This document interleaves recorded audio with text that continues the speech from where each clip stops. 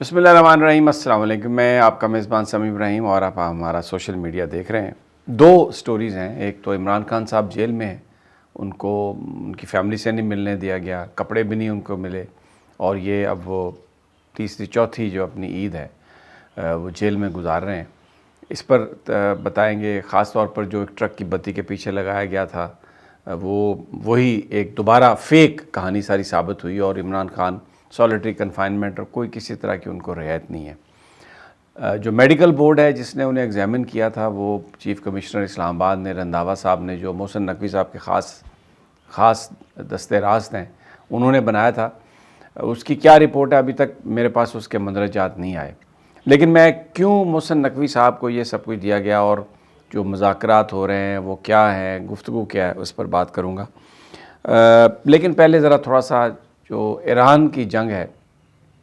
اس میں 66 view attack کی ہے ایران نے، اور جو بھی بڑا آدمی شہادت اس کو ملتی ہے، اگلی جو ویو ہے اٹیکس کی وہ اس کے نام پر وہ کر دیتے ہیں۔ اور ابھی اس وقت جو صورتحال ہے امریکا میں، اگرچہ صدر ٹرمپ یہ دعویٰ تو کرتے ہیں کہ انہیں کامیابی ہوئی ہے، لیکن سفارتی طور پر وہ ناکام ہیں، ملیٹریلی بھی ناکام ہے، اس لیے کہ آج 20واں دن ہے اور جو اسٹیٹ آف ہرموز ہے وہاں پر ایران کا قبضہ ہے۔ امریکہ باوجود اپنی انتہائی کوشش کے وہاں پر ایرانینز کا جو کنٹرول ہے اس کو ختم نہیں کر سکا، اور اب اس وقت جو صورتحال ہے اس میں فرانس اور یورپ کے دیگر ممالک انہوں نے یہ کہا ہے کہ وہ اسٹیٹ آف ہرموز کو اس کو محفوظ راستہ جہازوں کو دینے کے لیے وہ کوششوں میں شریک ہو سکتے ہیں، لیکن اس سے پہلے شرط یہ ہے کہ سیز فائر ہو، جنگ بندی ہو۔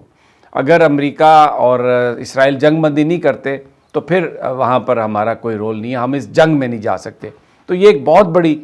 سفارتی ناکامی ہے۔ کل جاپان کی وزیر اعظم بھی ڈونلڈ ٹرمپ کے پاس تھیں وائٹ ہاؤس میں، انہوں نے بھی جو اسٹیٹ آف ہرموز کو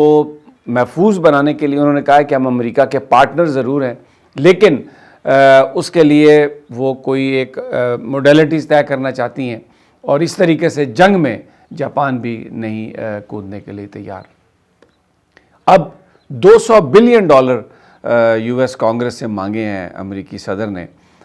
کہ جی جنگ کے لیے ہمیں $200 بلین چاہیے۔ تو ایک بڑا سوال اٹھ رہا ہے کہ کس چیز کے لیے $200 بلین؟ جو جنگ کے جو اخراجات ہیں ہفتے میں کوئی $9-10 بلین کے نزدیک ہیں، تو 3 ہفتے $30-35 بلین، لیکن $200 بلین کیوں؟ امریکی میڈیا اور امریکی حکام وہ تو مسلسل یہ دعویٰ کر رہے ہیں کہ جنگ ہم جیت رہے ہیں، لیکن بلومبرگ جو کہ امریکی ہی ایک ادارہ ہے،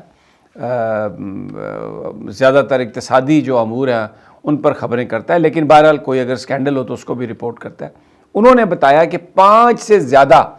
امریکی جو جہاز ہیں وہ تباہ کیے ہیں ایران نے اس جنگ میں، اور اس میں ایک ری فیولنگ والا طیارہ بھی تھا۔ ابھی ایک F-35 کو کل ہٹ کیا ہے ایران نے، اور اس پر یہ بات ہو رہی ہے کہ صدر ٹرمپ نے تو یہ کہا کہ ہم نے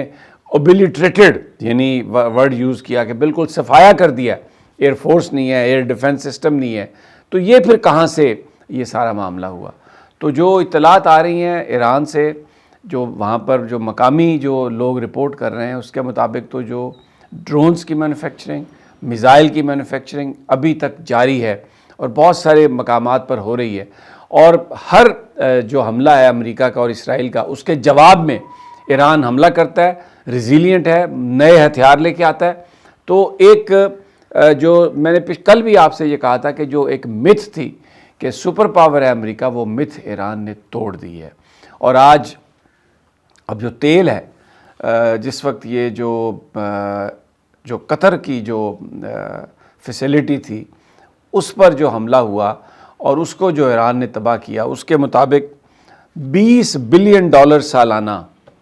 یہ نقصان ہے قطر کو، اور کم از کم 3 سے 4 سال، یعنی آپ یہ دیکھیں کہ اگلے 4-5 سالوں میں تقریباً $100 بلین، اور پھر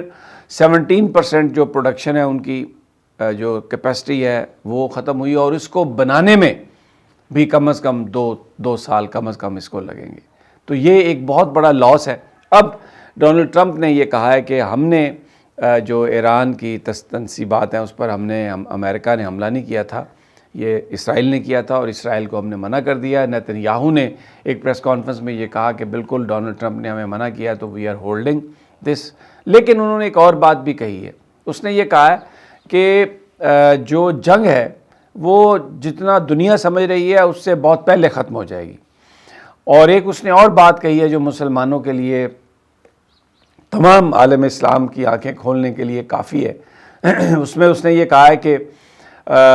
موریلٹی یا اخلاقیات کچھ نہیں ہوتی، اصل چیز طاقت ہے۔ اس نے حوالہ دیا کہ چنگیز خان اس وقت آیا اور سب کچھ قبضہ کر گیا، اور جو حضرت عیسیٰ علیہ السلام کے ماننے والے اور وہ جو معاملہ تھا، اس نے کہا کہ عیسیٰ کے پاس موریلٹی تھی لیکن اس وقت کیا کیا طاقت نے ان کے ساتھ، تو وہ بیسیکلی انتہائی بے شرمی کے ساتھ اس نے یہ بات کہی ہے کہ طاقت ہی سب کچھ ہے اور ہم طاقت کے ذریعے ملیہ میٹ کریں گے۔ لیکن جو ایک الارمنگ چیز ہے جس پر تھوڑی بہت بات پاکستانی میڈیا میں ہوئی ہے، تلسی گیبرڈ نے جو 4 نام لیے، وہ ان کی ڈائریکٹر انٹیلیجنس ہے امریکہ کی، اور سینٹ کی ایک کمیٹی کے سامنے ہیئرنگ میں اس نے کہا کہ پاکستان کو شامل کیا ایران کے ساتھ ان 4 ممالک میں کہ وہ میزائل بنا رہے ہیں، ایسے لمبے میزائل جو امریکہ تک پہنچ سکیں گے نیوکلیر وار ہیڈ لے کے۔ تو یہ ایک ان نیسیسری، پاکستان کے پاس اس طرح کا کوئی میزائل نہیں ہے، نہ ہم بنا رہے ہیں۔ اور ایران کے حوالے سے بھی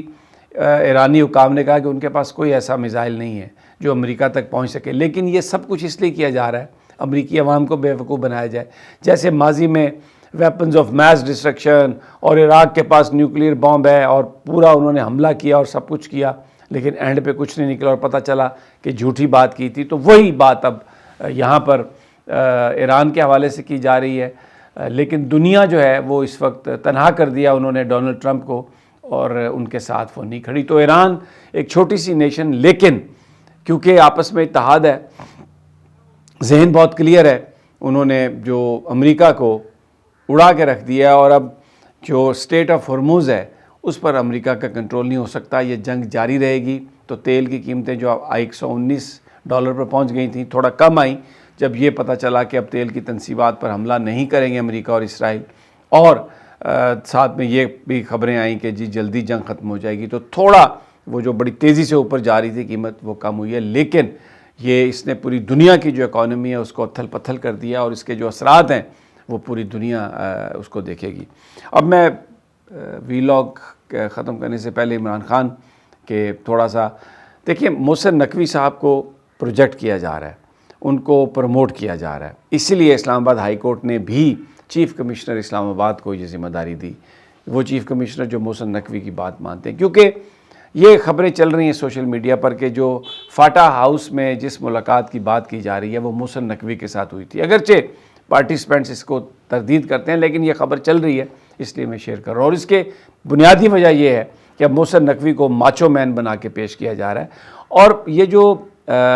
جہاز کی خبریں اور مریم نواز کے حوالے سے جو خبریں چل رہی ہیں، یہ بہت سارے لوگوں کا کہنا ہے کہ یہ بھی کچھ طاقتور حلقے ہیں جو یہ خبریں کروا رہے ہیں، کیونکہ آگے 28ویں آئینی ترمیم اور پھر اس کے بعد اور بہت ساری باتیں، نیشنل گورنمنٹ، تو وہ اگر ایران اور سعودی عرب کی جنگ شروع ہوتی ہے تو پاکستان اس میں سکن کرنا پڑے گا، اور ہمارا تو پیکٹ ہے ایک